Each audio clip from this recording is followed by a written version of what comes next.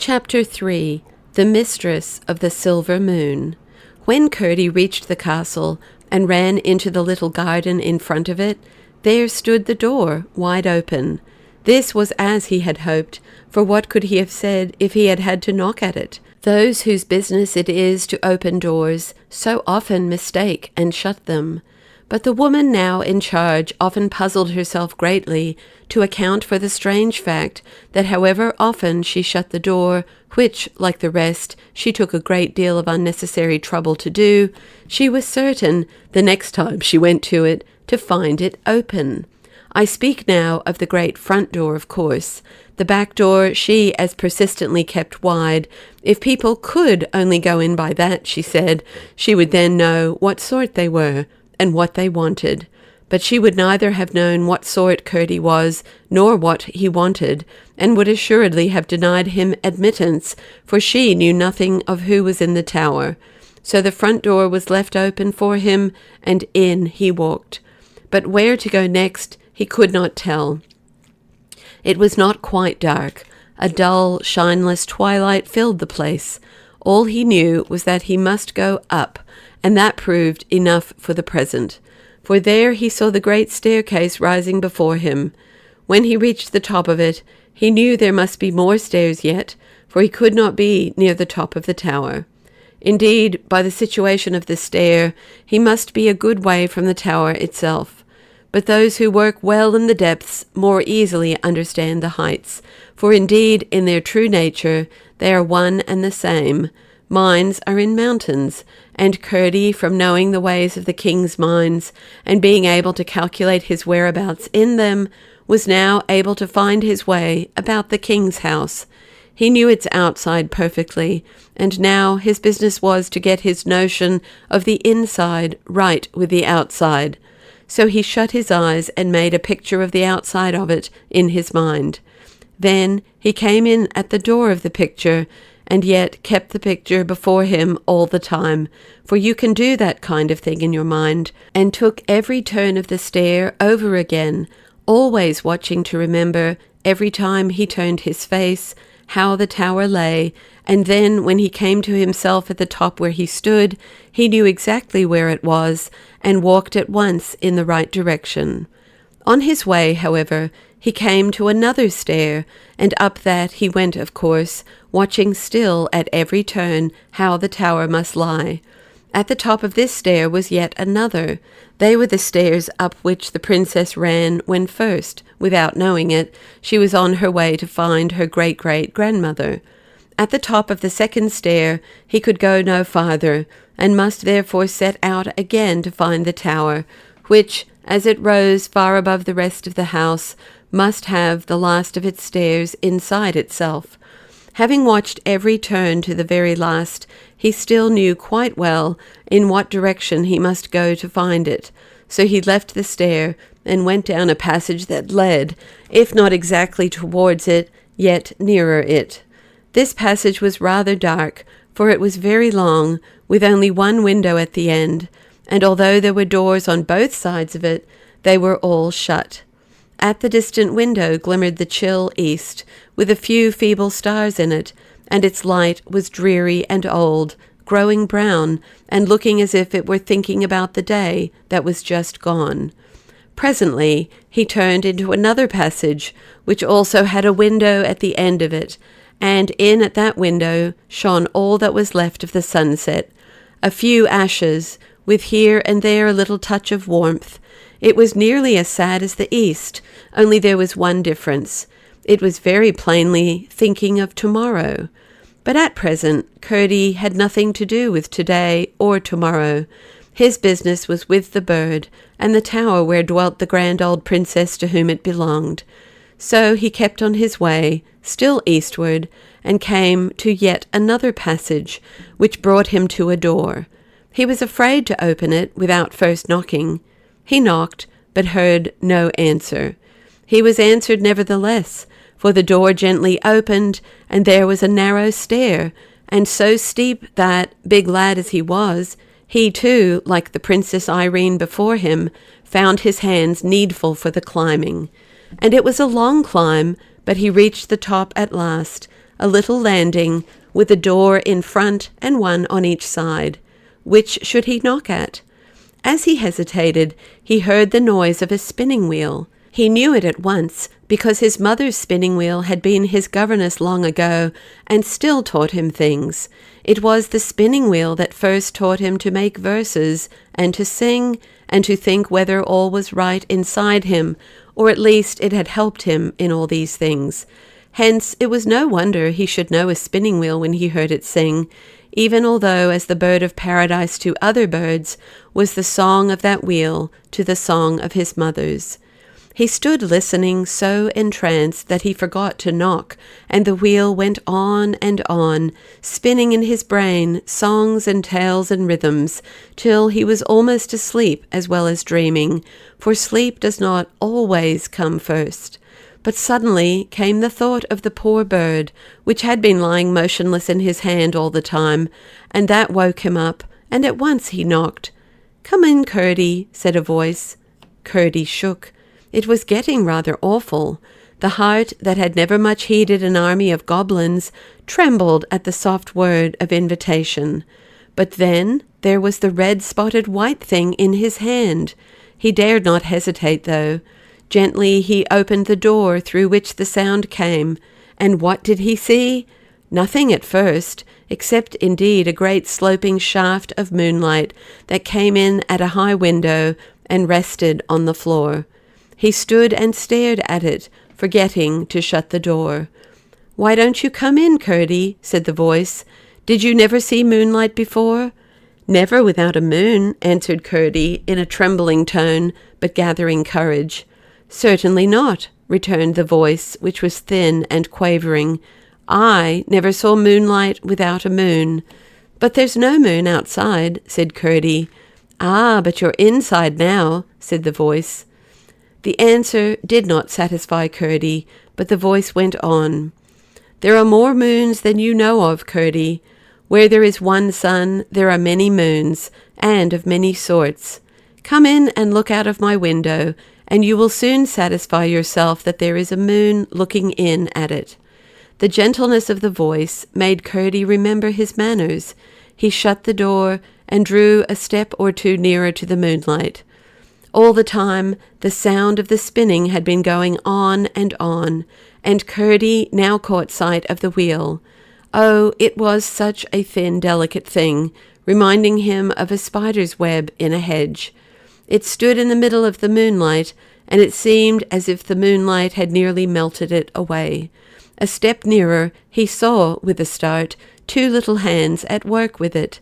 And then, at last, in the shadow on the other side of the moonlight which came like a river between, he saw the form to which the hands belonged, a small withered creature, so old that no age would have seemed too great to write under her picture, seated on a stool beyond the spinning wheel, which looked very large beside her, but, as I said, very thin, like a long-legged spider holding up its own web, which was the round wheel itself.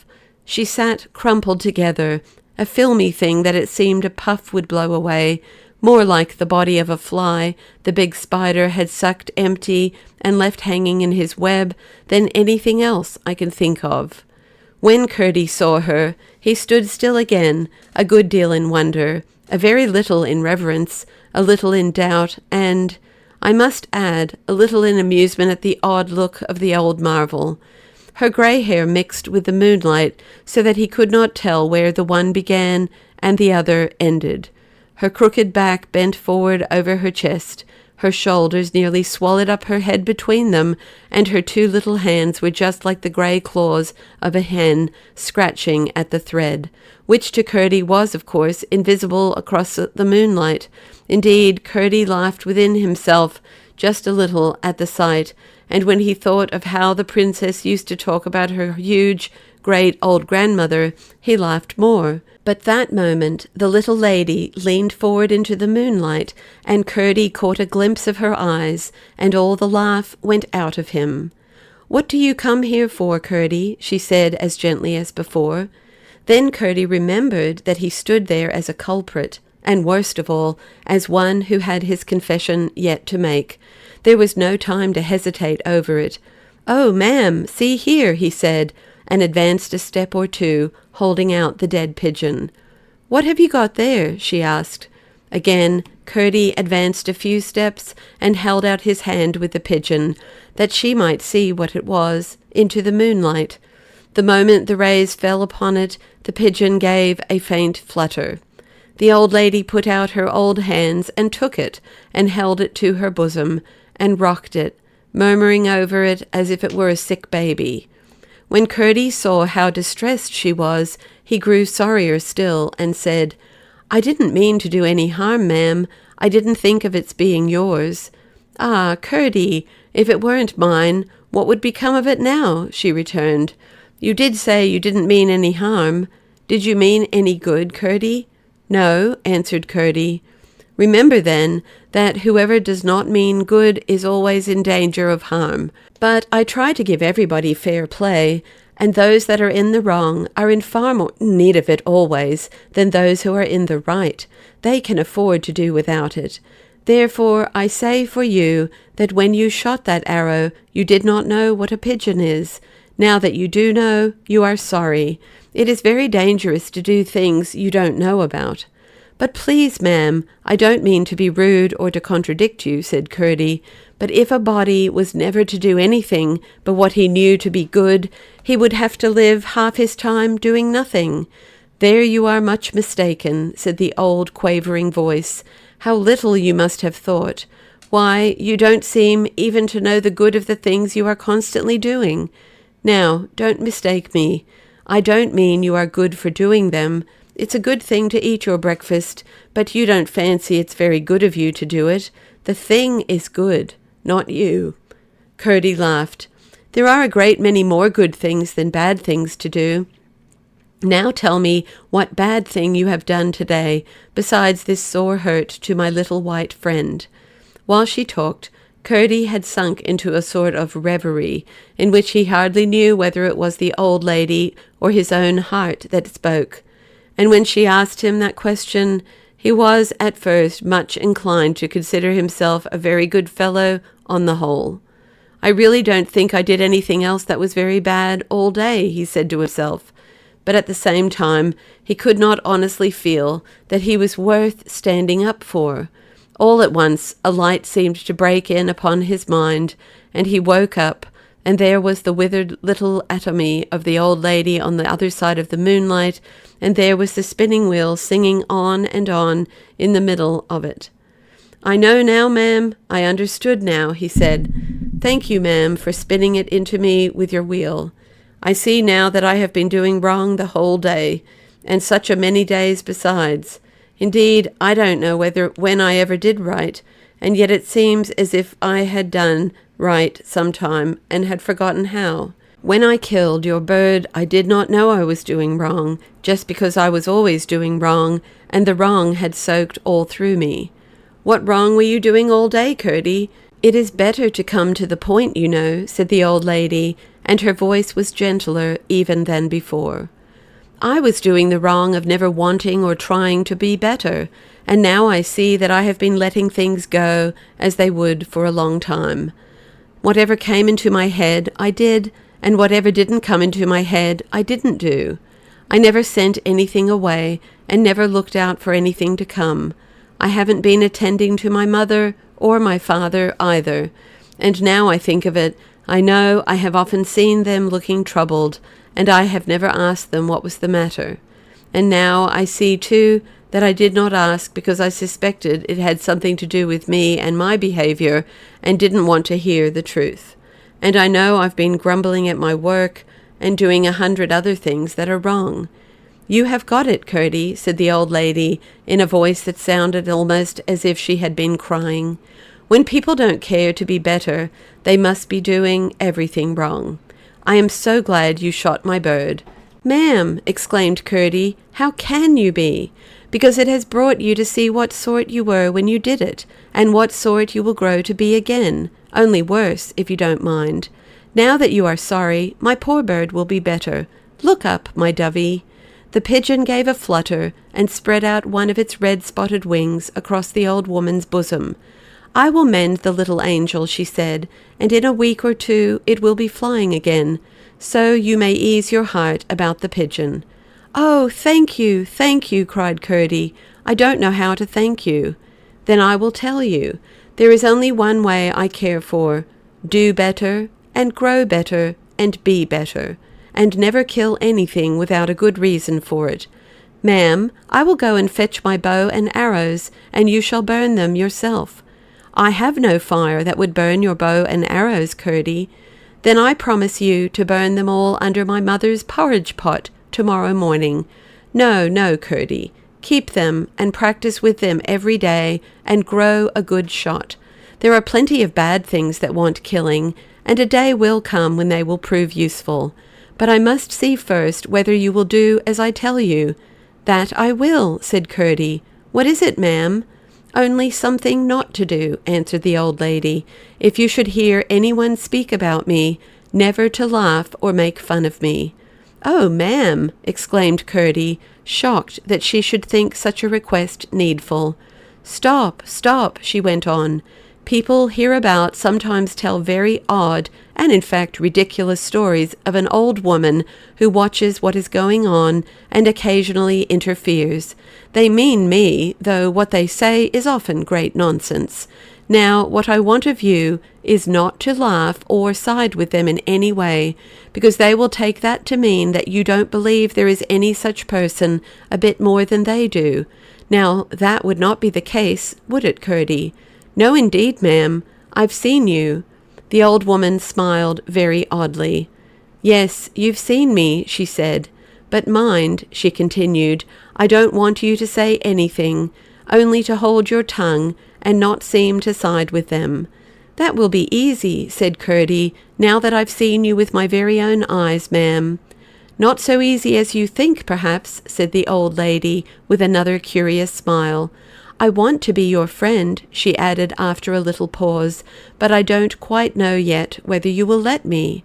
"Indeed, I will, ma'am," said Curdie. "That is for me to find out," she rejoined, with yet another strange smile. "In the meantime, all I can say is, come to me again when you find yourself in any trouble, and I will see what I can do for you. Only the canning depends on yourself. I am greatly pleased with you for bringing me my pigeon, doing your best to set right what you had set wrong." As she spoke, she held out her hand to him, and when he took it, she made use of his to help herself up from her stool, and when or how it came about, Curdie could not tell. The same instant she stood before him, a tall, strong woman, plainly very old, but as grand as she was old, and only rather severe-looking. Every trace of the decrepitude and witheredness she showed as she hovered like a film about her wheel had vanished. Her hair was very white, but it hung about her head in great plenty, and shone like silver in the moonlight. Straight as a pillar, she stood before the astonished boy, and the wounded bird had now spread out both its wings across her bosom, like some great mystical ornament of frosted silver. "Oh, now I can never forget you," cried Curdie. "I see now what you really are." "Did I not tell you the truth when I sat at my wheel?" said the old lady. "Yes, ma'am," answered Curdie. "I can do no more than tell you the truth now," she rejoined. "It is a bad thing indeed to forget one who has told us the truth. Now go." Curdie obeyed, and took a few steps towards the door. "Please, ma'am, what am I to call you?" he was going to say. But when he turned to speak, he saw nobody. Whether she was there or not, he could not tell, however, for the moonlight had vanished, and the room was utterly dark. A great fear, such as he had never before known, came upon him, and almost overwhelmed him.